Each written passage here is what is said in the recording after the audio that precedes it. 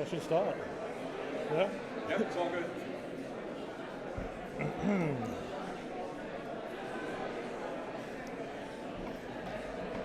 Okay, good morning, everybody.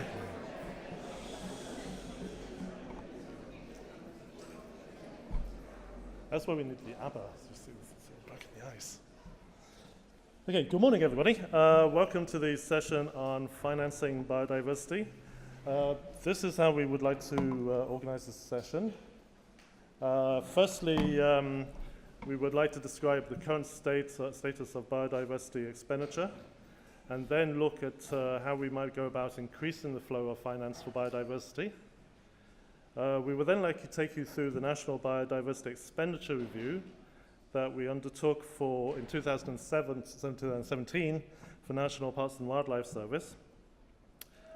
Rachel Morrison here will then discuss the methodology that we used for the review, some of the questions that we had to answer in organizing the records of expenditure, and also some of the challenges that we faced in undertaking the review. That includes, Rachel will also be discussing some of the issues like how we attribute expenditure to the subject of biodiversity, and how we dealt with the subject of indirect expenditure. There's a lot of the expenditure that occurs on biodiversity. Rachel will also discuss some of the results of the review, including patterns of expenditure and the effectiveness of financial flows. Then a slight change in the order there. We would like to look at the future of biodiversity finance and to explore alternative options for biodiversity, financing biodiversity into the future. And then, with your permission, we would like to make use of this polling system. We'd like to ask you which of several different options you think best represents biodiversity expenditure, and also what you consider to be the priorities for biodiversity expenditure. So hopefully that will work out okay, but we'll leave that until the end of the session, and we'll mix it with the question and answer session. Now, Richard, I've worked very hard in trying to find an ABBA video to put at the beginning of this presentation. Was that we were supposed to be having ABBA singing money, money, money, just to get you into the idea of finance, but I'm afraid we couldn't really get that sorted because we have no sound system here, so we have to go back from the happy situation into the depressing situation, which is this one, of declining core expenditure on biodiversity. So the current situation is not a positive one. The figure there shows how biodiversity spending declined between the period that we're looking at, between 2010 and 2015. The blue and the brown parts of the columns, that represents expenditure by the National Parks and Wildlife Service, and the green and the purple sections represents biodiversity expenditure by the Heritage Council. Now the brown and the purple sections really represent the amount that is spent on personnel for those two organizations, and you can see those have remained relatively stable. But the core operational biodiversity expenditure you can see has persistently decreased. That's the blue and the green parts of the columns, and you can see how that situation has decreased over the years. So it's not a positive situation. Things have picked up a little bit recently, but basically in terms of core biodiversity expenditure, it's been on a downward trail.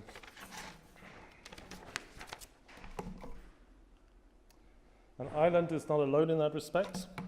Budgets were cut universally during the recession across the world.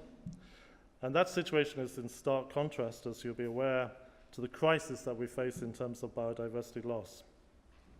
You'll probably all be familiar with the recent World Wildlife Fund report, which described a 60% loss in the animal populations in just the last 50 years. And that trend is likely to continue. I mean, according to some observers, there's likely to be a 50% loss in the number of animal species in Africa in the next 40 years or so. There's also likely to be other things that, such as a total collapse of commercial fisheries in East Asia. There's a lot of very scary stuff on the way that we have to deal with. And that loss of biodiversity is not only tragic in itself, but it threatens the very services that we as human beings depend on for our own survival, namely natural systems for producing our food crops, the fish population in the ocean that we need to harvest for food, the maintenance of our fresh water supplies, the minimization of erosion, and the moderation of our air and climate. All these things are ecosystem services which depend on the functioning ecosystem and biodiversity. Now, a reversal of that situation and a scaling up of finance for biodiversity conservation is critical if we're to meet the 2020 Aichi targets set by the Convention on Biological Diversity. The CBD set various objectives in terms of halving the rates of biodiversity loss, increasing the numbers of protected areas, the proportion of protected areas to 17% in member states, and plenty of other objectives besides, trying to arrest the situation. But at the end of the day, it all depends on finance and what finance is available. And on current trajectories, according to Titans or Nor, the evidence suggests that despite accelerating policy and management responses in relation to the biodiversity crisis, the impact of these efforts is unlikely to be reflected in improved trends in the state of biodiversity by that target date of 2020.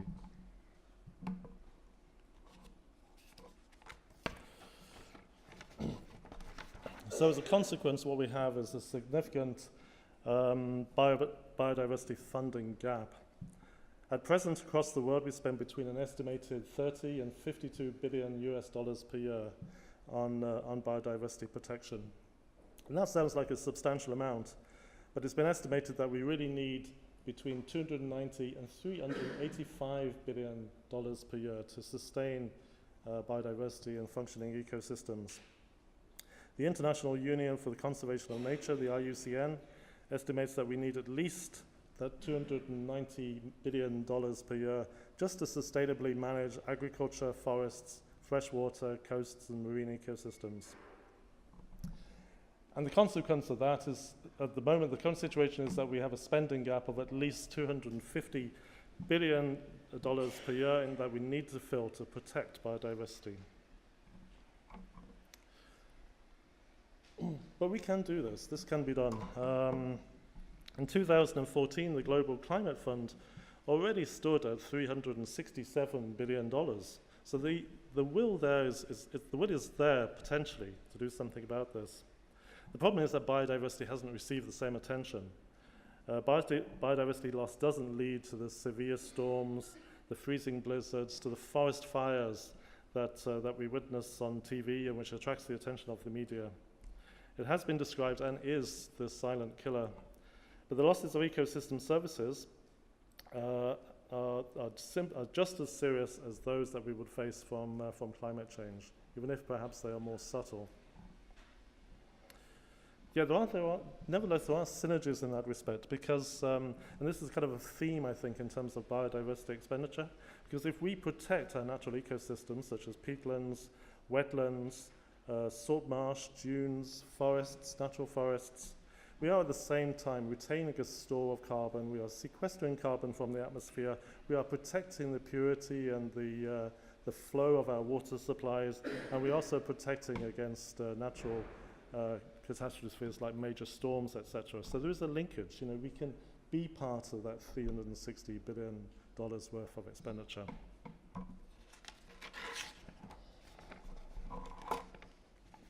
So against this background, there are various initiatives that the Convention on Biological Diversity has set out to achieve a strategy of resource mobilization, to mobilize financial resources from all sources to reduce the gap between identified needs and the available resources at domestic level. And there are various initiatives to raise finance. Yep, there we go. Various initiatives to raise finance, including the BioFin, the Biodiversity Finance Initiative that was initiated by the UNEP and that we used in the Biodiversity Expenditure Review. And all these methods can help countries to examine the expenditure and financial needs and to devise their own resource mobilization strategies.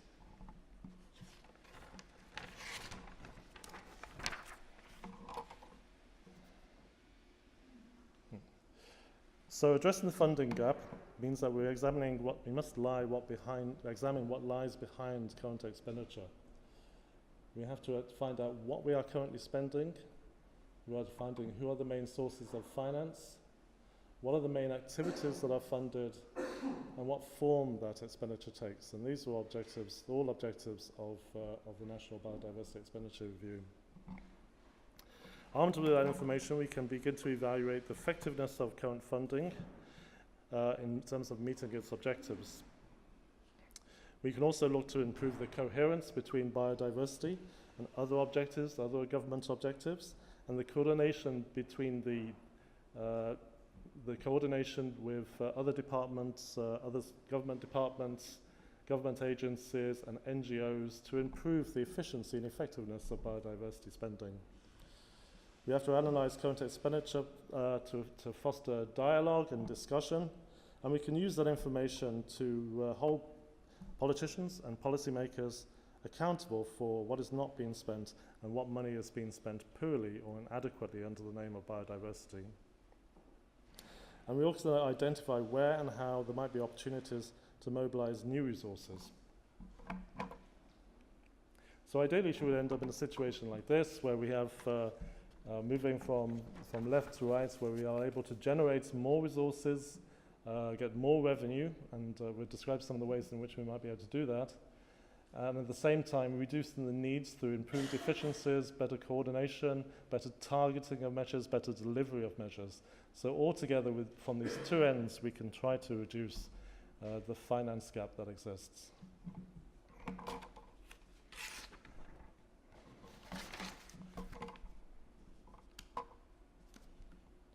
Okay. Yes, Grant. And so with that, I'll pass over to Rachel Morrison to deal with the tough stuff. Okay, thanks, Rachel.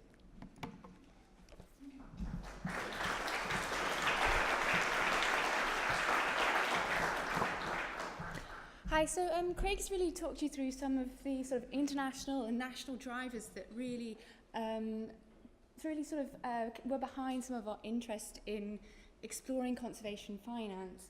And what I really want to talk about in the next few slides is firstly how we did it, so sort of transparency about our methodology and how we sort of attempted to really track and identify and measure current spending on conservation, and then to run through some of the stuff which I imagine you guys are much more interested in, which is the results.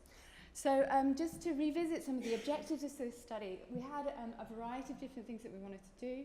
Some of it was very much about reporting to the Convention on Biological Diversity. Like Craig mentioned, they're really interested in sort of greater scrutiny of conservation finance and understanding where our flows of finance are going.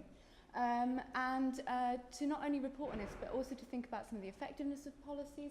But we also wanted to create something that was transparent and that we could monitor finance in the future. Like you said, Craig mentioned about accountability and about using this as an indicator and whether it would really work as an indicator in terms of government commitment towards conservation.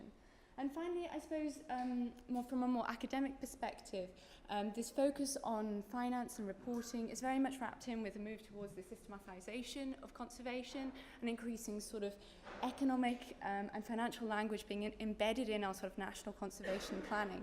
We want to think about what sort of effect some of these biodiversity expenditure reviews may have on the future of how we govern conservation at this very top level. So, what were we really doing and how were we really going to go about this? So we wanted to identify and track biodiversity finance at the national level. And although this hasn't historically really been done, we historically have not really tracked and understood at this sort of scale our biodiversity finance. There's some work that's been done very recently through the system of environmental economic accounts and being really pursued by the Central Statistics Office in Ireland. But it's not something that's really been monitored on a particularly detailed basis. So even international studies, when you look at these global estimates of conservation finance, there's very, very limited data behind some of these studies because there's a real lack of national monitoring. This is an area that's only really taken off in the last few years. But what we were trying to do wasn't essentially particularly complicated. It's very much similar to what you'd imagine a public environmental expenditure review or a public expenditure review. But our focus was not just on the public element, but also to include the private sector, if possible, where we could find finance, and also NGO spending. So what we were setting out to do was, in brief, to try and undertake a national biodiversity expenditure review, and that we were attempting to look at a systematic and critical analysis of the amount of biodiversity-related funding, from key finance actors, although we tried to go as far as possible, in order to try and think about how we could better align expenditure, or whether expenditure was already very well aligned with national goals and international goals. So at the moment, we just don't know how funding sort of breaks up against these national biodiversity targets and international plans and international targets, and see how this can inform the future of conservation governance and planning. In tackling this challenge and this sort of developing a methodology for this area, the immediate problem was disentangling conservation finance. I will not hesitate to say that it is complex combinations of public and private and NGO finance, sometimes brought together in a single project, other projects entirely funded by certain industries, but it often takes rather circuitous routes to reach its final destination, particularly when it swaps between different departments, and it can be quite a tricky piece to track around between different ministries and so forth. So that was challenge number one. The other challenge was the emerging and DIY methodologies. There really isn't a internationally or nationally accepted way to do this, so we had to look around and see what was going to be the best approach that we could take. And this really led to some conceptual challenges, which were particularly, I think, as Craig mentioning, what is biodiversity expenditure and what should we count under that heading? How much does it count, and how do we deal with direct and indirect spending? A lot of our conservation finance, as we are well aware, comes from integrated or co-finance sources, such as agri-environment schemes and the like. We also had to think about how we were going to attribute expenditure to different National Biodiversity Action Plan targets, and also, obviously, ideally, the international ecology targets as well. I would also add that, I suppose, in the conservation sphere, I think we're particularly bad at this, but no one likes to talk about finance, especially when it is often under risk, and since I think particularly with the legacy of the last sort of 5 to 10 years and the economic crisis, we had a lot of problems talking to people, but we also had a lot of support from the National Parks and Wildlife Service, the Central Statistics Office, and a lot of NGOs and different departments gave up their time to provide data towards this, so we're very thankful to the help they can provide. And in turn, we have a tool that can be used for the next 5, 10, 15 years to monitor our biodiversity expenditure and to think about how it relates to different biodiversity action plan targets and to different and related to different government sources. So, what should we count as biodiversity expenditure? I asked a lot of people this question between 2016 and 2017, and you get an entirely different answer from different people. So these are some of the sort of tricky questions and things that we thought about whether we should include them. Should we include stuff like de-notching of lobster schemes from the BIM department?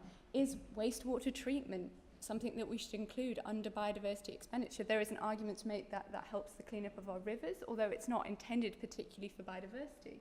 Path signage and awareness, remediation or offsets that's been immediately to account for an impact, staff costs. There was a lot of discussion of the basic payment scheme and whether that has some, with the new greening requirements, some relevance to be counted as biodiversity expenditure. So in thinking about this, we could have taken quite a narrow definition of biodiversity expenditure, and done a traditional conservation perspective that maybe it's spending on national parks and spending on National Parks and Wildlife Service staff, but that wasn't really the point of this project. The project was aiming to really map out the landscape of conservation finance, and particularly with the interest in new and innovative sources of finance. We did not want to restrict ourselves in what we were defining biodiversity expenditure and what we were including. And particularly, I think that taking a broad definition really helps us to engage with people who might not think that some of their expenditure is relevant to conservation, or might not focus on these things. So we wanted to explore at least what was out there and have a definition that would allow us the scope to talk to these people and then later decide whether or not this was something that we could refine in the future. So we ended up taking a very broad definition of biodiversity expenditure, and I think it's something that we could definitely improve on in the future. But basically, any expenditure is purposed to have some sort of positive impact on biodiversity, or that could be related in some way to the objectives of the Convention on Biological Diversity or the National Biodiversity Action Plans. And for examples, I've given some examples of some of the areas within which this expenditure would fall. So that gave us a framework from which to start scoping out what we were going to include in the review. but it was a very, very broad, it led us to a very, very broad remit. So this is a map, and I don't think I even have everything on it, of all the things that fell under this definition, particularly, I suppose, the large part at the top. I doubt that you can read this, but it's to give a sense of scale of some of the different government initiatives that fell under this, NGOs on the right down at the bottom, different organisations that could be included or had schemes that were relevant under this definition. So it led us to a very wide-ranging set of activities and actions and expenditure which could be included. To try and manage some of that, we had to think about the question of, should we include it all equally? If I included absolutely everything on that map 100%, would I be sort of presenting a very overblown figure of what counts as our biodiversity expenditure? So we began to think, should we be treating all of this equally? Should we include it all 100%? Does biodiversity expenditure from, say, on a national nature reserve, should we include 100% of that? Okay, that's an easy choice. But what about fish conservation measures which have benefits and are undertaken for other purposes as well? So vee-notching of lobsters has benefits for the fishing industry as well as other areas. And the same with many other examples can be given in this. So the way that we try to acknowledge this sort of division between direct and indirect expenditure is that we wanted to make sure that even if we didn't think it was 100% relevant, that we had some sort of acknowledgement that a contribution was being made. So we ended up with a series of coefficients that enabled us to provide a sort of stepped framework for thinking about how relevant different sources of finance are for biodiversity conservation. And it now has allowed us to talk to these people that are having some sort of relevance for conservation and include their activities in the review, but not necessarily saying that they're acknowledging them 100%. It's not 100% relevant. And it becomes a framework to think about the relevance of different policy initiatives and policy spending and different ministerial spending on conservation. So we ended up with a stepped framework. To move on. The final challenge was obviously in attributing expenditure to action, biodiversity action plan targets and ecology targets. This is something that we had many debates about, and I don't think that we finally cracked it, but we definitely gave it a try. For each of these examples that I've got on here, you could think about how they could be linked to different targets. So is the creation of wildlife gardens an action which is habitat creation, or is it an awareness action? So in the future, we'd like to improve this and do a sort of proportional spending between some of these objectives. But it is a weakness that we had to attribute it to one at the moment. So I think when looking at the results, that you need to acknowledge that these are some of the subjective choices that we had to make and some of the ways that we had to manage some of the information that we were given. So the more interesting part, which I'm glad I hope that you finally reached, and you've come here to probably hear more about than the methodology, it's the actual results.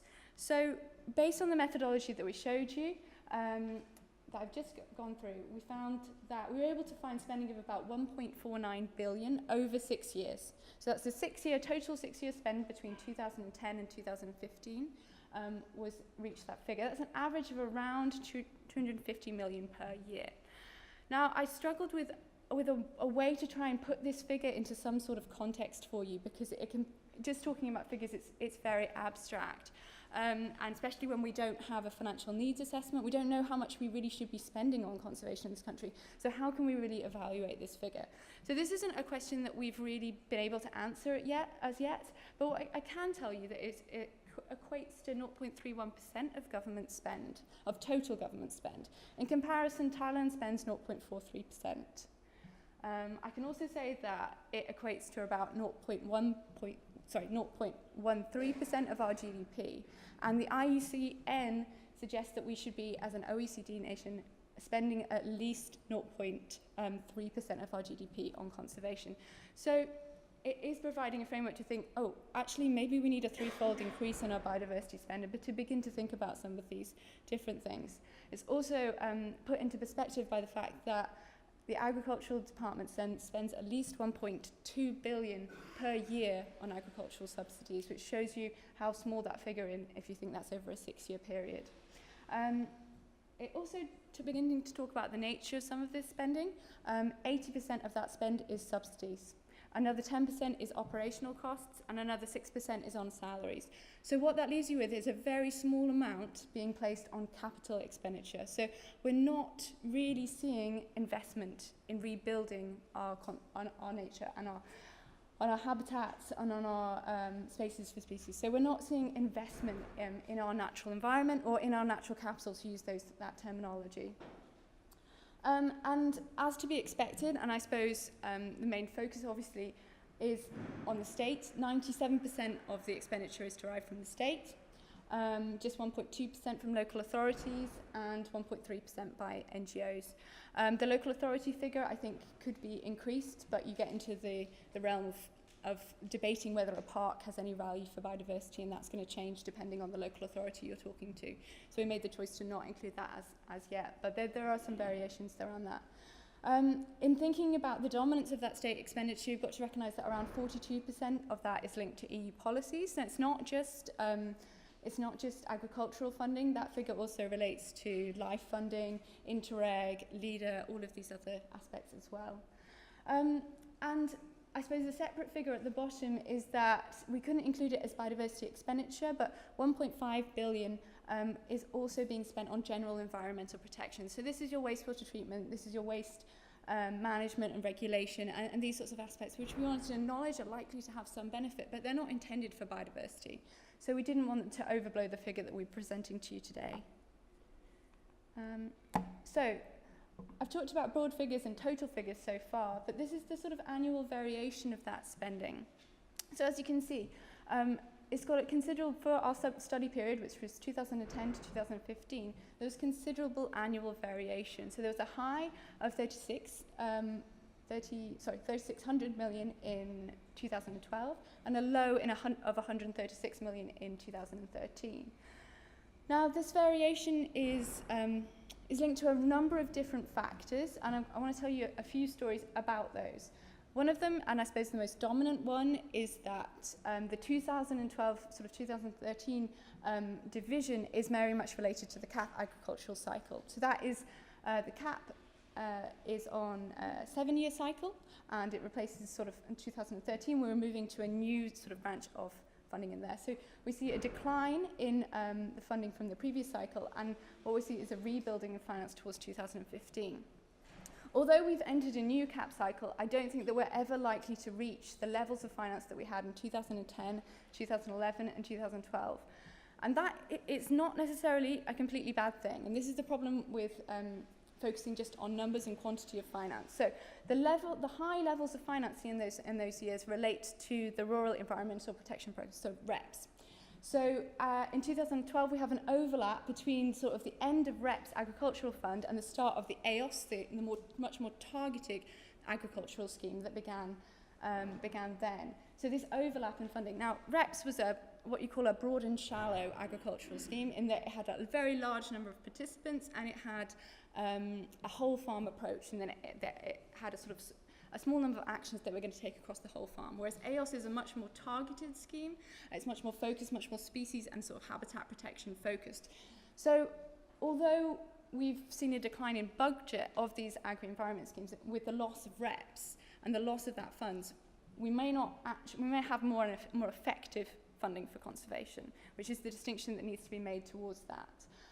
So I think it's likely from 2015 onwards that we're going to see finance more around the 200 million level in the future. But I mean, it depends on what sort of schemes and agricultural schemes that you favour. But in Ireland, it's very much been a focus on the move towards more locally led, more targeted, and more results-based type schemes. And I think that from the literature, there seems to be a positive, although we have lost this finance. But it shows the capacity that we have lost in terms of accessing and available finance.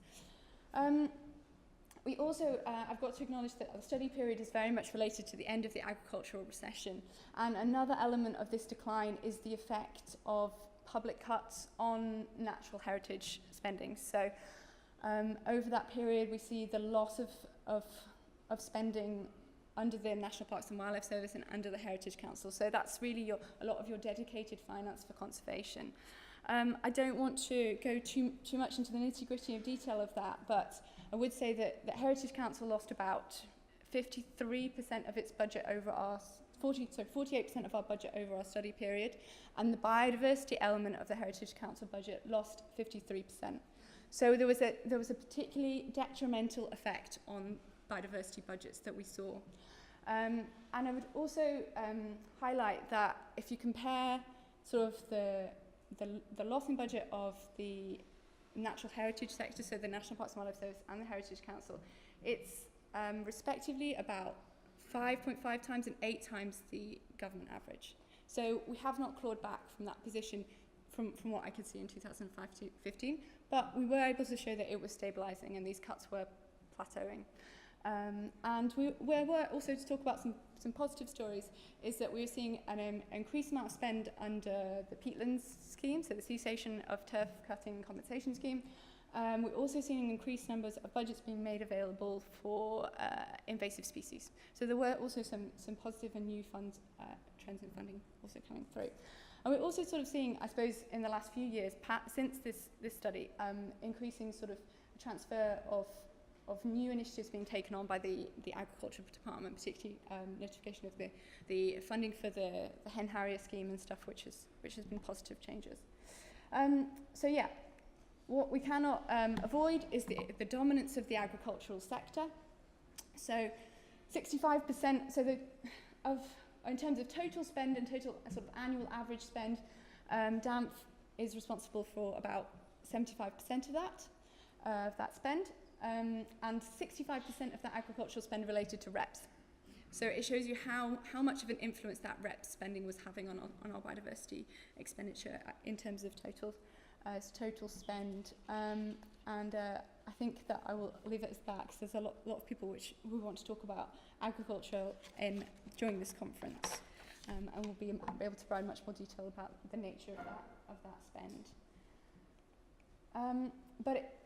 The way that plays out is very much apparent if we begin to map our spend against different biodiversity action plan targets. So on the left, it's quite small, you have your different departments, and on the right you have your National Biodiversity Action Plan targets, which are helpfully mapped out behind me. So because of that sort of agricultural spend, most of the finance is going towards National Biodiversity Action Plan 4 on the wider environment.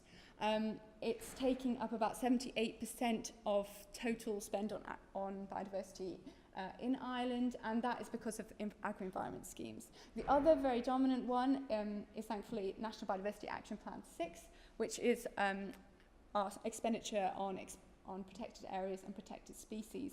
And a lot of that is coming from agri-environment schemes that are particularly for protected sites.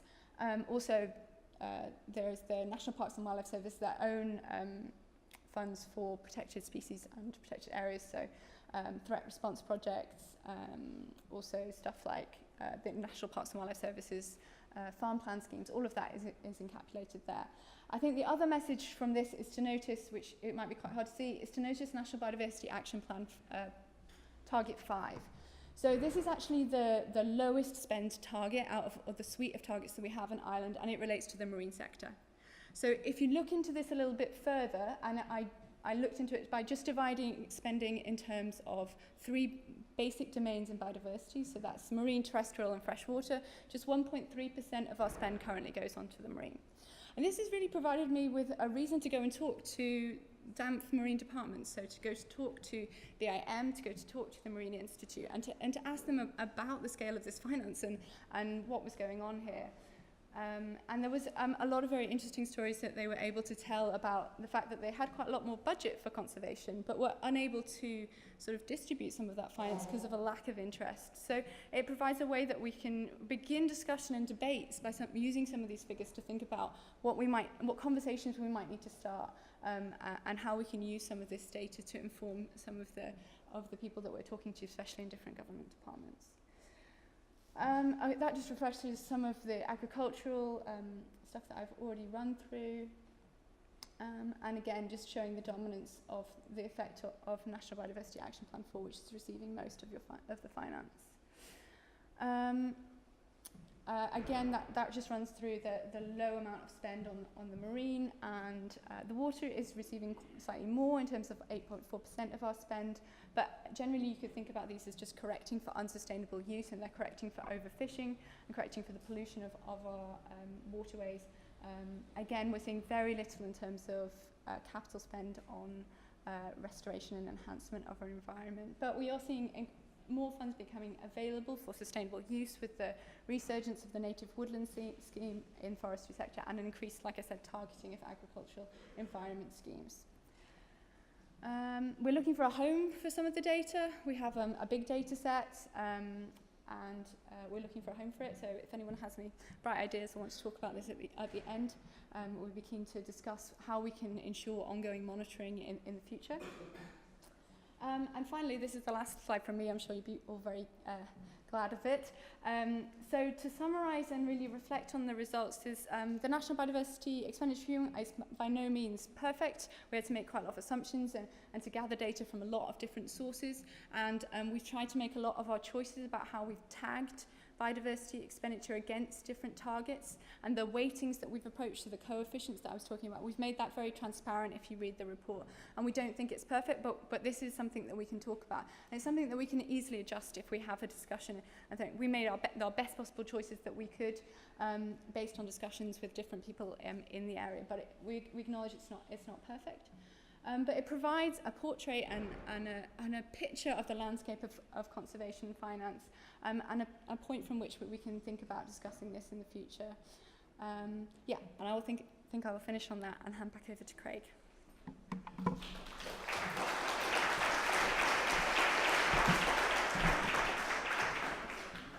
Okay, I'll just try and finish up fairly quickly because I know that obviously you're very anxious to get on to lunch.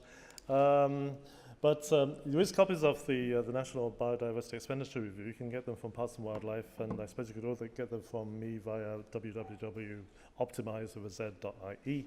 So if you want copies of that, that's okay. Essentially, the Biodiversity Expenditure Review that reveals that the current state and trends in biodiversity finance and its effectiveness. It demonstrates the decline in core revenue. Also, another thing, it indicates that biodiversity receives very little from the National Lottery, just in case Pascal O'Donoghue is here by any chance. It demonstrates many ways in which efficiencies could be achieved through better targeting, better incentivization and integration of expenditure. But really, we also need to look at alternatives for biodiversity expenditure. One of those is environmental taxation, basically taxing people for environmental bads. We already do this to some extent in terms of the economic instruments that we have, like the landfill levy, which the waste operators have to pay to deliver stuff to landfill, and that's obviously encouraging recycling, but it's also providing funds for biodiversity. The plastic bag levy did the same, except that both those sources are now declining, so there's lots of other opportunities, I feel, to bring in economic incentives there. We can look at philanthropic funds. So far, most of the philanthropic funds that are coming into Ireland are for education or for social things. Biodiversity hasn't received that same attention. There may be opportunities there to explore that. There's a lot of wealthy people in the world, a lot of wealthy funds. There's a need to enhance the effectiveness of indirect funding, which is so much of that funding of biodiversity. We have to remove those perverse incentives whereby, for instance, in agriculture, on the one hand, we pay people to produce for their agricultural area that we hold, but we don't pay them for the stuff that is a biodiversity value unless they're actually in one of these agro-environmental schemes. So a lot of perverse incentives out there which really need to be got rid of. You'll find that all in the CSO reports. There's a lot of material on that. We have to explore more payments for ecosystem services. Currently, the main example of that is in the agro-environmental schemes, and that's why we have this huge budget in agriculture.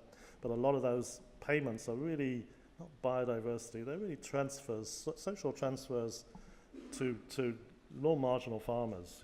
So we need to improve the effect. We need to examine more in the way of payments for environmental services, ecological services. And there are many options there in terms of nature-based solutions, in terms of we've been improving water quality through better land use, maintenance of blanket bogs, for example. They're already doing that in Northern England in relation to the water companies. flood mitigation, coastal protection. There's a lot of things that we can pay landowners and others to do in terms of protecting those ecosystem service benefits and the biodiversity that's associated with that.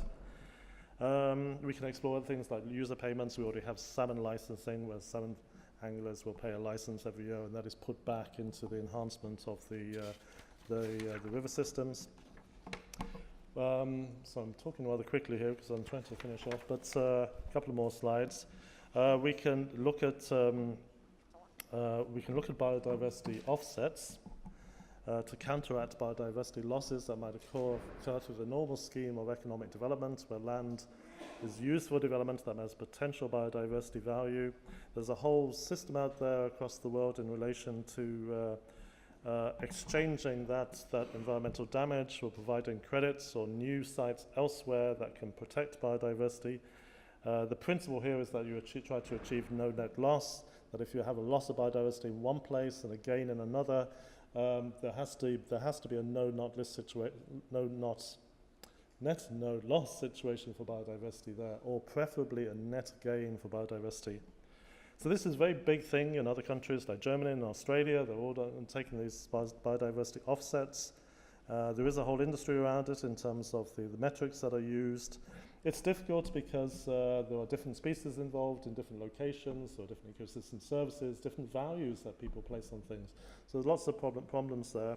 But I think it's worth experimenting with, because it's not just protected areas. We're losing a lot of biodiversity in the wider countryside. Every time we build a motorway scheme, every time we build a supermarket, all those things are occurring on greenfield sites, and they might not be very valuable sites, but they all have biodiversity value. So when we do those infrastructure schemes, we should be giving something back to biodiversity. I did have a picture, but I know from that in Cardiff, for example, when they developed the dockland in Cardiff, and they reduced the flood risk that the city had faced, they simultaneously created a whole new wetland to compensate for the loss of the mudflats that have been created by the redevelopment. So there is potential there. There's potential to do things. Another, just the penultimate slide, is we need to investigate things like green bonds and impact bonds. I mean, these are being used very much in the developing world. They make low interest loans available to countries to undertake projects which have a large biodiversity component. They're initiated by international institutions like the World Bank and the European Investment Bank, but now the private sector is also becoming involved because they see these as guaranteed returns. And that whole international market, the last time I looked, was worth $200 billion per year, also $200 billion anyway, which is a huge amount of money, and we are not tapping into that in Ireland. Potentially we can.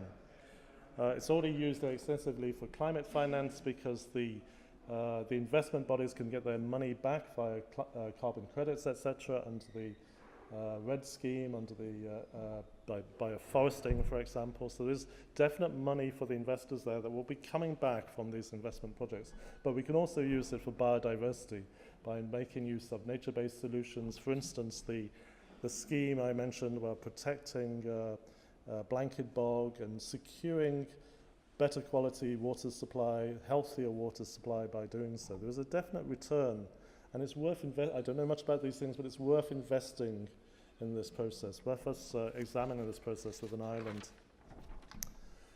So just on the final slide, we've received some funding, thankfully, from National Parks and Wildlife Service and the Irish Research Council to continue this work. We've done things a bit sort of back to front, in the sense that we've been looking at biodiversity expenditure to date. But as Rachel mentioned, we also need to look at what investment we need to invest in biodiversity, what we need to achieve all these different things. So when we know what funds we need in terms of financial needs assessment, we can then look at the resource mobilization strategy, as the CBD recommends, to try and find out where this money, where this revenue is potentially going to come from. And so that's essentially it. But we do have this poll, as Ed today. We have a couple of questions in the poll, one of which was just asking you to, on the Slido. Sorry? Yeah, could you put it up there? Because I don't have it down here. we're essentially asking you to choose from the different options there. I think you have a choice of 3 options, is that right, Ed? That you think most represent biodiversity expenditure from the discussion that we've had so far. And hopefully that would appear on the people's phones, would it? They'd be able to.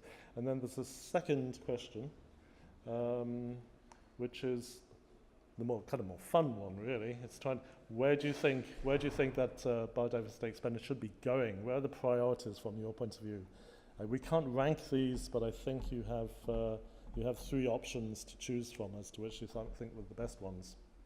And you can just do this by going to www.slido.com and entering that hashtag biodecon19.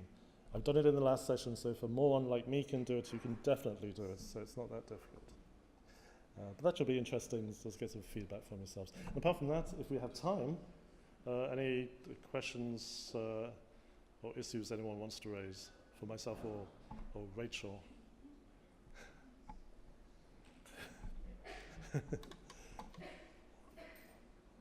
Okay, just one there, yeah. I have one question for you, Rachel. In terms of calculating the biodiversity expenditure, thank you very much. Did you calculate within that, did you include the expenditure on parks and green spaces by local authorities in particular, or would have that would have been counted as recreational use? In the end, we looked at getting data off the OPW for that, but we didn't include it in the end. Okay. So that wasn't included because I think it was too unsure how different people would be managing those parks and wildlife, and to what extent that it could be included. I think it is a weakness and something we could improve, but yeah. It's just too much of a lump figure that I didn't know. How would you define it, indeed? Exactly. I mean, we could put it in as 5%, but I mean, some of them could just be amenity grassland and very little biodiversity value. But in fairness, they do kind of lead the charge within the local authorities, supporting things like the... So what we did include in the local authorities was anyone with a specific biodiversity budget.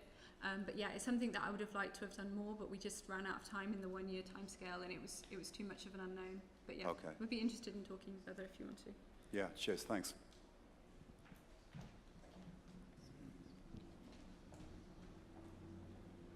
Hi, thank you very much for your presentations. My name is Richard Webb. I've been doing a lot of looking at or research on funding over the last couple of years. And this is really for not so much focus on Ireland, but for global ecological restoration. And wherever I've looked, the story is always the same. The money is not the problem. The problem is having projects that are suitable to put to donors. And that involves a whole series of due diligence aspects.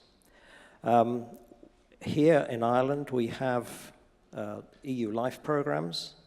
We've got the LEADER programs, and I'm partly involved with that in Wicklow. And there are 2 sections there on biodiversity and water resources, which are barely used, because people are not putting projects forward. They're bureaucratic, but if you want the money, you've got to do the work. We had a sustainable finance conference here in November, and there was an address by Paul Chatterton, the Landscape Finance Lab. They're linked with Worldwide Fund for Nature on global funding. There's also the Endangered Landscapes program funded by Arcadia, which is Europe-focused, and there are big schemes in Cambrian Mountains in Wales and in the Cairngorms. And we could tie into that here as well. There's the Natural Capital Facilities Fund of the European Investment Bank, and they've given 15 million to Ireland for sustainable forestry. So when we start to look at these things, the money is there, that's not an issue, but it's getting the projects to a level where they can be put forward for funding. Yeah, I think that's very true. I've just come from the last session on the community involvement, and I know certainly with some communities, there's a lot of communities out there which are really eager to do things, but essentially the government is expecting these communities to deliver this public good on their own bat with very little support. Not only do they have to put up a share of the funding, obviously the collateral, and then they have to go searching for the matching funds for that. And there's no assistance for them. It's just, it's not acceptable. That would be the one observation I would make on that. And I'm sure you're right. I'm sure there is a lot of funding. I know there's a lot of leader funding even for projects that's not being fully utilised. Yeah, no, I would say that's a story that I heard very much. I didn't really talk about the NGO finance because it's quite a small percentage, but talking to them, there was a lot of conversations about how they spent their time trying to generate finance and not doing conservation and not feeling like they had enough time. It was very much a situation of firefighting for some of these NGOs and the reliance on sort of state financing until they got there. So I think, yeah, there's definitely something we could do in upskilling people to access some of these finance and making them aware. Yeah, and the leader something is something that we included, and the sort of cyclical nature, again, we saw the drop of that in local authority spends. But yeah, it was definitely an area that we'd like to see more. Okay. Yeah, just a quick question. I was just wondering if there's been any calculations either by yourselves or other researchers or academics of the financial value of all the volunteer work that's carried out by environmental NGOs in this area. There's a study by Harvey, which was commissioned by the Irish Environmental Network, that really looked in depth into environmental NGOs, and it was really interesting because they've got a lot of stats about how sort of little in terms of access we have as environmental NGOs to the amount of finance that's available. So the figures are all in the 0. or below 1% element in terms of the stake of total finance available for voluntary sector that we access as the environmental. So, like you said, there's funding available. We are just not accessing it. But in terms of the actual calculated, I think there was some attempt to calculate that. I'm not sure if it was a full one or just sort of volunteers' days given in terms of that.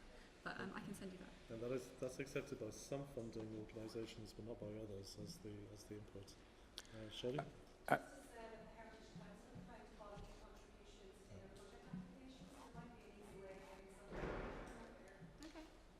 That's good. We should probably take one or two questions from the Slido? Sorry, one question over there first. Thank you. Just a question for Rachel. My name is Carol Coggins from the Department of Agriculture, Food and the Marine.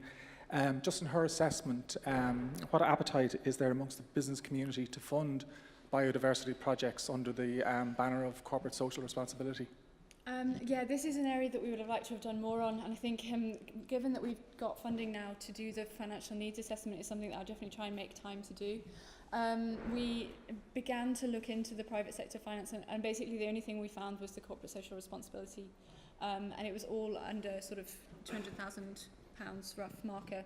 So given that the scale that we're looking at, we didn't devote huge amounts of time and effort to that sector because of the scale of the finance that it looked in.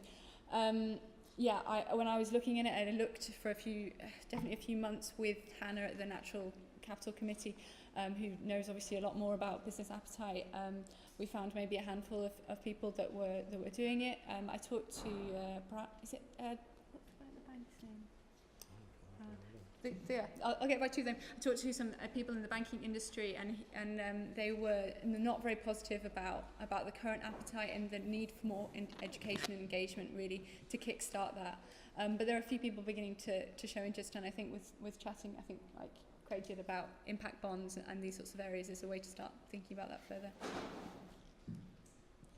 Okay, so one question over there, Daniel. Hi, I'm Tara Stein. Thank you. I'm working on the adaptation plan for biodiversity for Ireland at the moment, and so one of your last points there, Rachel, is really shocking that there's just no money being spent on that right now.